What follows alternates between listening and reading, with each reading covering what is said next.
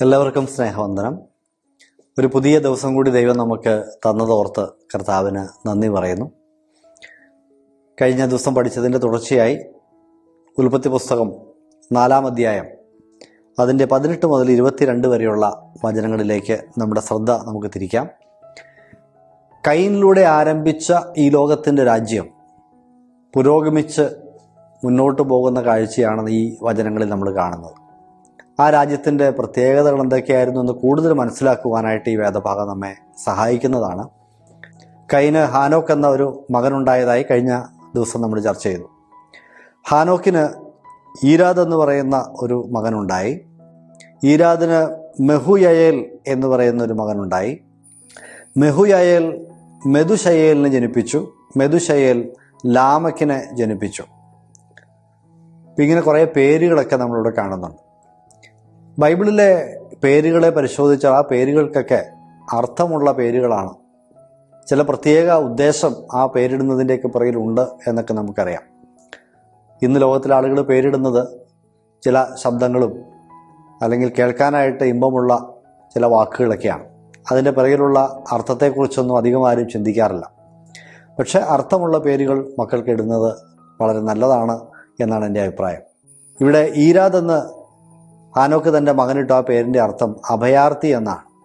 അവരിങ്ങനെ നോദ് ദേശത്ത് അഭയാർത്ഥികളായി അല്ലെങ്കിൽ സ്വന്തമല്ലാത്തൊരു സ്ഥലത്ത് വന്ന് താമസിക്കുന്നു എന്നൊരു ചിന്ത അവരുടെ ഉള്ളിലുണ്ടായിരുന്നതുകൊണ്ടായിരിക്കാം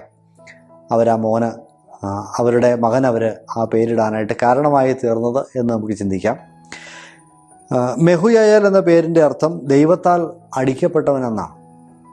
എന്തുകൊണ്ട് ആ പേരിട്ടു എന്നുള്ള വിവരണങ്ങളൊന്നും നമുക്കില്ല. എങ്കിലും വിചിത്രമായൊരു അർത്ഥമാണ് ആ പേരിനുള്ളത്. മെതുശയേൽ എന്നാണ് അടുത്ത പേര് നമ്മൾ കാണുന്നത്. ദൈവത്തിൽ നിന്നുള്ളവൻ എന്നാണ് ആ പേരിൻ്റെ അർത്ഥം. നല്ല പേരാണ്, ദൈവത്തിൽ നിന്നുള്ളവൻ. മെതുശയേലിന് ലാമക്ക് എന്ന് പറയുന്ന ഒരു മകൻ ജനിക്കുന്നു. ലാമക്ക് എന്നുള്ള പേരിൻ്റെ അർത്ഥം പവർഫുൾ, ശക്തനായവൻ എന്നാണ്. അതുപോലെ കോൺഗറർ, കീഴടക്കുന്നവൻ എന്നൊക്കെയാണ് ആ പേരിൻ്റെ അർത്ഥം എന്ന് പറയുന്നത്. അപ്പോൾ അങ്ങനെ അർത്ഥമുള്ള പേരുകളൊക്കെ മക്കൾക്ക് നൽകി പുരോഗമിക്കുന്നു. അങ്ങനെ ലാമക്ക് എന്ന് പറയുന്ന ഒരു മനുഷ്യനിലേക്ക് ചരിത്രം എത്തി നിൽക്കുകയാണ്. ലാമക്കിൻ്റെ ജീവിതത്തിൽ ശ്രദ്ധേയമായ എടുത്തു പറയത്തക്ക ചില പ്രത്യേകതകൾ നമുക്കവിടെ കാണാം. അതിലാദ്യം തന്നെ പറയുന്നത് ലാമക്ക് 2 ഭാര്യമാരെ എടുത്തു എന്നാണ്. ആദ എന്നും സില്ല എന്നും പേരുള്ള 2 സ്ത്രീകളെ ഭാര്യമാരായി സ്വീകരിക്കുന്നു. ലോകത്തിൻ്റെ അതുവരെയുള്ള ചരിത്രത്തിൽ സംഭവിക്കാത്ത ഒരു പുതിയ കാര്യമാണ് ലാമക്ക് അവിടെ ചെയ്തിരിക്കുന്നത്. പോളിഗമി, അതിൻ്റെ ആരംഭം, ബഹുഭാര്യത്വത്തിൻ്റെ ആരംഭം നമുക്ക് ഈ ഒരു സംസ്കാരത്തിലാണ്, കയീൻ്റെ സന്തതി പരമ്പരയിലെ ആ സംസ്കാരത്തിലാണ് നമ്മൾ കാണുന്നത്. ദൈവം ആദിയിൽ മനുഷ്യനെ സൃഷ്ടിച്ചപ്പോൾ ഒരു പുരുഷന് ഒരു സ്ത്രീ എന്ന വ്യവസ്ഥയിലാണ് സൃഷ്ടിച്ച് അവരെ ഒരുമിപ്പിച്ച് ചേർത്തത്. പക്ഷേ ദൈവസന്നിധിയിൽ നിന്നും ദൂരേക്ക് യാത്ര ചെയ്ത മനുഷ്യൻ, സ്വയകേന്ദ്രമായി ചിന്തിക്കാൻ തുടങ്ങിയ മനുഷ്യൻ ദൈവത്തിൻ്റെ ആ ഒറിജിനൽ ഡിസൈനൊക്കെ മാറ്റിവെച്ചിട്ട് സ്വന്തം കാഴ്ചപ്പാടിൽ സ്വന്തം ശരികളിലേക്ക് തിരിയുന്ന കാഴ്ച നമുക്കിവിടെ കാണാനായിട്ട് സാധിക്കുന്നതാണ്. ഈ ലാമക്കിൻ്റെ 2 ഭാര്യമാർക്കും മക്കളുണ്ടാകുന്നു. ആ മക്കളുടെയൊക്കെ പേരുകളും അതിനോട് ചേർന്ന അവർ ചെയ്തുകൊണ്ടിരുന്ന ചില കാര്യങ്ങളെക്കുറിച്ചൊക്കെയാണ് താഴേക്ക് നമ്മൾ വായിക്കുമ്പോൾ കാണുന്നത്. അതൊക്കെ വളരെ ശ്രദ്ധേയമായ ചില ചരിത്ര യാഥാർത്ഥ്യങ്ങൾ ആ വചനങ്ങളിലുണ്ട്. ആദ യാബാലിനെ പ്രസവിച്ചു. അവൻ കൂടാരവാസികൾക്കും പശുപാലകന്മാർക്കും പിതാവായി തീർന്നു. ലാമക്കിൻ്റെ ഒരു ഭാര്യ ആദ, അവൾ പ്രസവിച്ച മകൻ യാബാൽ എന്നാണ് ആ മകൻ്റെ പേര്. യാബാലിൻ്റെ തൊഴിൽ മേഖല, അദ്ദേഹത്തെ ശ്രദ്ധേയമാക്കിയ വിഷയം കൂടാരവാസികൾക്കും പശുപാലകന്മാർക്കും അദ്ദേഹം പിതാവായിരുന്നു എന്നാണ്. അതായത് അന്നത്തെ കാലഘട്ടം വരെ മനുഷ്യൻ ഒരുപക്ഷെ ഗുഹകളിലോ അതുപോലെയുള്ള സ്ഥലങ്ങളിലൊക്കെ താമസിച്ചിരുന്നു എന്ന് നമുക്ക് ചിന്തിക്കാനായിട്ട് സാധിക്കും. കാരണം ആ കാലത്ത് മഴ പെയ്യുന്നില്ല. ഭൂമിയിൽ നിന്ന് മഞ്ഞ് പൊങ്ങി നിലത്തെ നനച്ചു പോകുന്ന ഒരു അനുഭവമാണ്. അതുകൊണ്ട് നമുക്ക് ഇന്നത്തേതുപോലെയുള്ള കാലാവസ്ഥയുടെ വലിയ പ്രശ്നങ്ങളൊന്നും അന്നില്ല. മരത്തിൻ്റെ ചുവട്ടിലൊക്കെ സുഖമായിട്ട് കിടന്നുറങ്ങാൻ പറ്റുന്ന സമയമാണ്. അങ്ങനെ കാലാവസ്ഥയുടെ മാറ്റങ്ങളൊന്നും വലിയ കാര്യമായിട്ടില്ല. പ്രകൃതി ദുരന്തങ്ങളില്ല. അപ്പോൾ അതുകൊണ്ട് വളരെ ശാന്തമായ ഒരു അന്തരീക്ഷത്തിൽ അവർക്ക് എവിടെയും വിശ്രമിക്കാനായിട്ട് സാധിക്കും. പക്ഷെ ഈ കാലം വന്നപ്പോഴേക്കും ഇദ്ദേഹം കണ്ടുപിടിച്ച ഒരു വിദ്യയാണ് ഈ കൂടാരം പണി എന്ന് പറയുന്നത്. മനുഷ്യൻ അന്ന് മുതൽ കൂടാരങ്ങളുണ്ടാക്കി ആ കൂടാരങ്ങളിൽ താമസിക്കാനായിട്ട് തുടങ്ങിയാണ്. അതുപോലെ തന്നെ ഈ പശുപാലനം എന്ന് പറയുന്നത്, കന്നുകാലികളെ മേയ്ക്കുക. ഇപ്പോൾ ആബേലൊരു ആട്ടിടയനായിരുന്നു എന്ന് രേഖപ്പെടുത്തിയിട്ടുണ്ട്. പക്ഷേ ആബേല് അത് അദ്ദേഹത്തിൻ്റെ ഒരുപക്ഷെ ചുരുക്കം ചില കാര്യങ്ങൾക്ക് വേണ്ടി ആടുകളെ നോക്കി എന്ന് മനസ്സിലാക്കാം. ഇവിടെ ഉപയോഗിച്ചിരിക്കുന്ന ആ പ്രയോഗം ആനിമൽ ഹസ്ബൻഡറി എന്ന് പറയുന്ന ഒരു തലത്തിലേക്ക്, അഥവാ മൃഗങ്ങളെ, കന്നുകാലികളെ വളർത്തി അതിൻ്റെ മാംസവും അതിൻ്റെ പാലും അതിൻ്റെ മറ്റ് ഉൽപ്പന്നങ്ങളും ഒക്കെ ഉപയോഗിച്ച് ഒരു വൻതോതിൽ ഉപജീവന മാർഗമായി, ഒരു വലിയ ബിസിനസ്സായി ഇതിനെ മാറ്റുന്ന ഒരു രീതിയാണ് നമുക്കിവിടെ കാണാനായിട്ട് സാധിക്കുന്നത്. അപ്പം അതൊരു പ്രൊഫഷനായിട്ട് മാറുന്നു. ഒത്തിരി ആളുകളുടെ പ്രൊഫഷനായിട്ട് ഈ പശുപാലനം മാറുന്ന ഒരു കാഴ്ച നമുക്കിവിടെ കാണാം. അതിന് തുടക്കമിട്ടത് ഈ യാബാൽ എന്ന് പറയുന്ന ലാമക്കിൻ്റെ പുത്രനാണ്. ഈ യാബാലിൻ്റെ സഹോദരൻ യൂബാൽ എന്നാണ് അദ്ദേഹത്തിൻ്റെ പേര്. യൂബാലിൻ്റെ പ്രത്യേകത, അദ്ദേഹം ഈ കിന്നരവും വീണയും ഒക്കെ ഉപയോഗിച്ച് പാട്ടുപാടുന്ന ആളുകളുടെ പിതാവായി തീർന്നു എന്നാണ്. അന്ന് വരെ ഇല്ലാതിരുന്ന പാട്ടതിനു മുമ്പ് ഉണ്ടായിരുന്നു. പക്ഷേ ഈ സംഗീത ഉപകരണങ്ങളുടെ അകമ്പടിയോടുകൂടി പാട്ട് പാടാനായിട്ട് മനുഷ്യൻ ആരംഭിക്കുന്നത് ഈ കാലഘട്ടത്തിലാണ്. അപ്പോൾ അദ്ദേഹം 2 ഉപകരണങ്ങളാണ് പ്രധാനമായിട്ടും ഉണ്ടാക്കിയത്.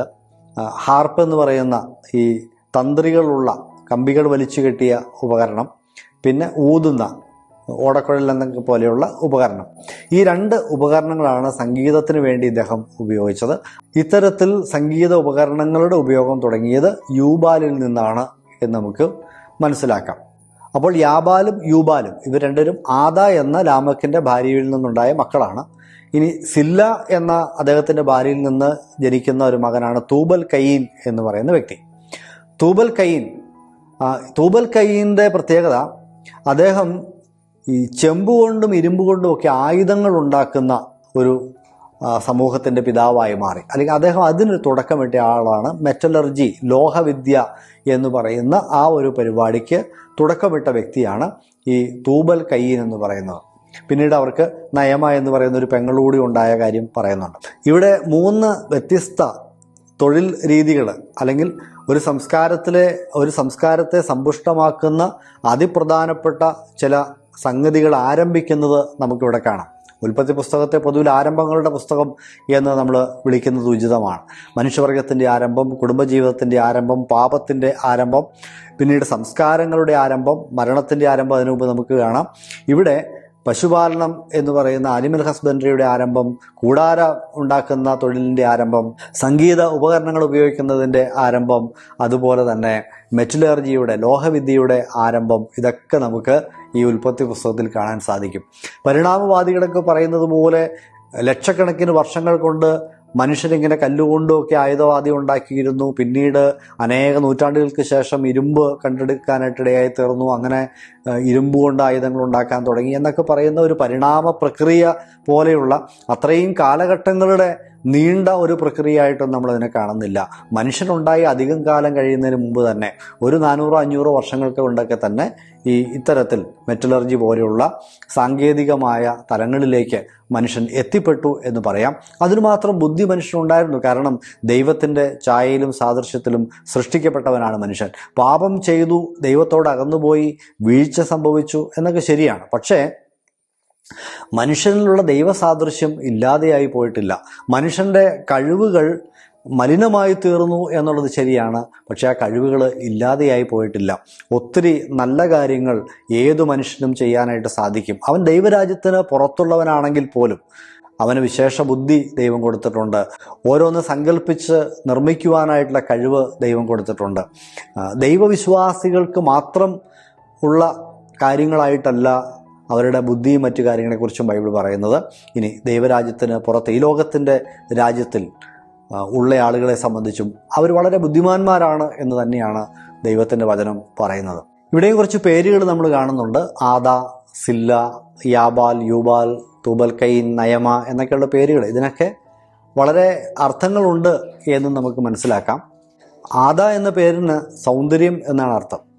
അതുപോലെ സില്ല എന്ന പേരിന് ഈ തലമുടി കെട്ട് എന്നൊക്കെ പറയുന്നത് പോലെ മനോഹരമായ മുടിക്ക് പറയുന്ന പേരാണ് ഈ സില്ല. അപ്പോൾ ഒരുപക്ഷെ ലാമക്ക് ഈ സ്ത്രീകളുടെ സൗന്ദര്യവും ഭംഗിയും ഒക്കെ കണ്ട് ആകർഷണനായിട്ടായിരിക്കാം ഇദ്ദേഹം 2 ഭാര്യമാരെ സ്വീകരിക്കാൻ ഇടയായി തീർന്നത്. യാബാൽ എന്ന് പറഞ്ഞാൽ ഉറവ, അല്ലെങ്കിൽ പുറത്തേക്ക് ഒഴുകുന്നത്, പുറപ്പെടുന്നത് എന്നൊക്കെയാണ് ആ വാക്കിൻ്റെ അർത്ഥം. യൂബാൽ എന്ന വാക്കിന് ഊതുക എന്നൊരർത്ഥമുണ്ട്, ഒഴുകുക എന്ന അർത്ഥവും. വലിയ അർത്ഥവ്യത്യാസം ആ പേരുകൾക്ക് തമ്മിലില്ല. അപ്പോൾ ഇങ്ങനെയൊക്കെയുള്ള അർത്ഥമാണ് അതിനുള്ളത്. നയമ എന്നുള്ള ആ വാക്കിൻ്റെ അർത്ഥം ലവ്ലി, സൗന്ദര്യമുള്ളവൾ എന്നാണ്. ഇനി തൂബൽ കയ്യൻ എന്ന് പറഞ്ഞാൽ കയ്യനിൽ നിന്ന് പുറപ്പെടുന്നവൻ എന്നാണ്. അപ്പോൾ അദ്ദേഹത്തിൻ്റെ ആ ഒരു പിതാമഹൻ്റെ പേര് ലാമക്ക് ആ ഒരു മകന് കൊടുക്കുകയാണ്. അവരുടെ ആ സംസ്കാരം നിലനിർത്താൻ ശ്രമിക്കുകയാണ്. കയ്യൻ്റെ സന്തതി പരമ്പരയിൽ നിന്നും ഉത്ഭവിച്ച ഒരു മകൻ എന്ന നിലയിൽ. ഞാൻ ആദ്യമേ പറഞ്ഞതുപോലെ ദൈവത്തിൽ നിന്നും അകന്ന ഒരു സംസ്കാരം, ദൈവമില്ലാത്ത ഒരു സംസ്കാരം, മനുഷ്യകേന്ദ്രീയമായ ഒരു സംസ്കാരം, ആ സംസ്കാരവും ഫ്ലറിഷ് ചെയ്യുന്ന, പുരോഗമിക്കുന്ന കാഴ്ച നമുക്കിവിടെ കാണാം. ഈ ലോകത്തിൽ ദൈവത്തിൻ്റെ പരിപാടി മുമ്പോട്ട് പോകുമ്പോൾ അതേപോലെ തന്നെ സമാന്തരമായി വളരെ ഫ്ലറിഷ്ഡായിട്ട് മുമ്പോട്ട് പോകുന്നൊരു പരിപാടി തന്നെയാണ് ഈ ലോകത്തിൻ്റെ പരിപാടികളെന്ന് പറഞ്ഞാൽ. അത് ദൈവം അനുവദിക്കുന്നു എന്ന് വേണം നമുക്ക് മനസ്സിലാക്കുവാനായിട്ട്. ഈ ലോകത്തിൻ്റെ പരിപാടികൾ വളരെ ആകർഷണീയവുമാണ്. കാരണം സംഗീതോപകരണങ്ങളും മറ്റു കാര്യങ്ങളൊക്കെ വന്നത് അവിടെ നിന്നാണ്. അതുകൊണ്ട് തന്നെ ദൈവരാജ്യത്തിനേക്കാൾ കുറച്ചുകൂടെ പ്രഥമദൃഷ്ടിയ ആകർഷണീയമായി തോന്നുക ഈ ലോക രാജ്യം തന്നെയാണ് എന്നുള്ള കാര്യത്തിനും സംശയമില്ല. അതാണ് നമ്മുടെയൊക്കെ ഏറ്റവും വലിയ പ്രലോഭനങ്ങൾ എന്ന് പറയുന്നത്. ദൈവത്തോട് കൂടെ ജീവിക്കുവാനും ദൈവമുള്ളവരായി ജീവിക്കുവാനും ഇഷ്ടപ്പെടുന്നതിനേക്കാൾ ഇന്ന് ലോകത്തിലെ മനുഷ്യർ കൂടുതൽ ഇഷ്ടപ്പെടുന്നത് ലോകത്തിൻ്റെ ആസ്വാദനങ്ങളിൽ ഈ ലോക രാജ്യത്തിൽ ഒരു പ്രജയായി ജീവിക്കുക എന്നതാണ്. നമുക്കൊന്ന് ചിന്തിക്കേണ്ട ആവശ്യമുണ്ട്. താൽക്കാലികമായ സുഖ സൗകര്യങ്ങളുടെ പിന്നാലെ നമ്മൾ പോകുന്നതാണോ നമുക്ക് നല്ലത്, അതെയോ ദൈവത്തോടു കൂടെ ശാശ്വതമായ ഒരു ജീവനിലേക്ക് പോകുന്നതാണോ നമുക്ക് നല്ലത്? ദൈവം ഈ ചിന്തകളാൽ നമ്മെ അനുഗ്രഹിക്കുമാറാകട്ടെ.